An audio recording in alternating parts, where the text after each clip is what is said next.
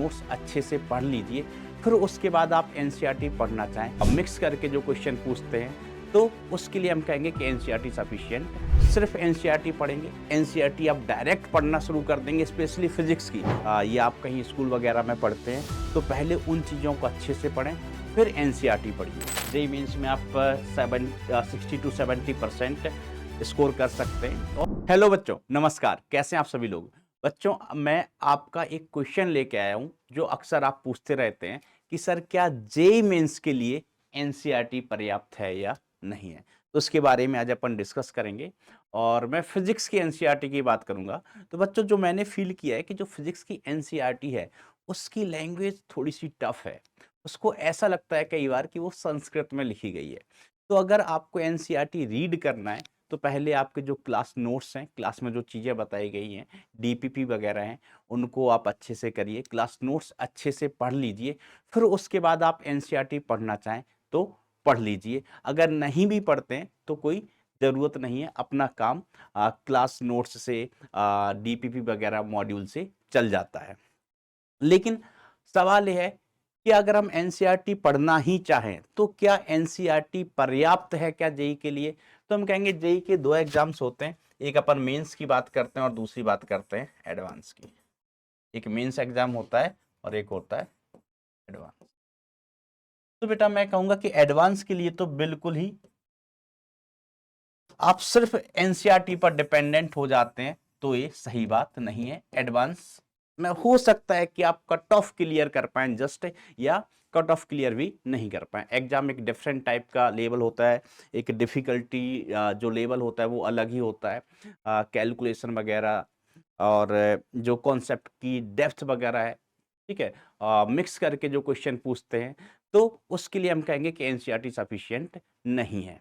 ठीक है, किसी साल हो सकता है कि आप सिर्फ एनसीईआरटी पढ़ के कट ऑफ क्लियर कर लें, लेकिन बहुत ज़्यादा अच्छा स्कोर आप नहीं कर पाएंगे। उसके लिए आपको दूसरे सोर्सेज की हेल्प लेनी ही पड़ेगी। ठीक है, लेकिन अगर मैं बात करूं जेईई मेंस की, ठीक है, तो जेईई मेंस में बेटा ऐसा है कि अगर आप सिर्फ एनसीईआरटी के भरोसे हैं, आपने एनसीईआरटी अच्छे से पढ़ी हुई है, तो आप लगभग 60% स्कोर कर सकते हैं, 60 to 65 तक या 70% तक भी जा सकते हैं। 60 to 70% तक जा सकते हैं जेईई मेंस में सिर्फ एनसीईआरटी पढ़ के। लेकिन बात वही है ना कि अगर आप सिर्फ एनसीईआरटी पढ़ेंगे, एनसीईआरटी आप डायरेक्ट पढ़ना शुरू कर देंगे, स्पेशली फिजिक्स की, मैं जो आपको बता चुका हूं उसका लैंग्वेज थोड़ा सा डिफिकल्ट है।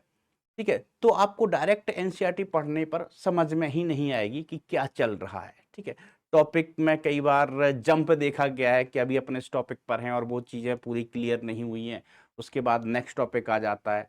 ठीक है, तो मैं आपको ये सजेस्ट करूंगा कि अगर आपको एनसीईआरटी पढ़ना है तो अच्छी बात है, एनसीईआरटी पढ़िए, आपके लिए प्लस पॉइंट ही होगा। कभी कोई भी चीज़ पढ़ाई आपको नुकसान नहीं करती है। लेकिन अगर एनसीईआरटी पढ़ना है तो पहले आपके जो क्लास नोट्स हैं, ठीक है, ये आप कहीं स्कूल वगैरह में पढ़ते हैं तो पहले उन चीज़ों को अच्छे से पढ़ें, फिर एनसीईआरटी पढ़िए। नहीं तो उसकी लैंग्वेज ऐसी आपको समझ में ही नहीं आएगा, आप कनेक्ट ही नहीं कर पाएंगे, बरोबर।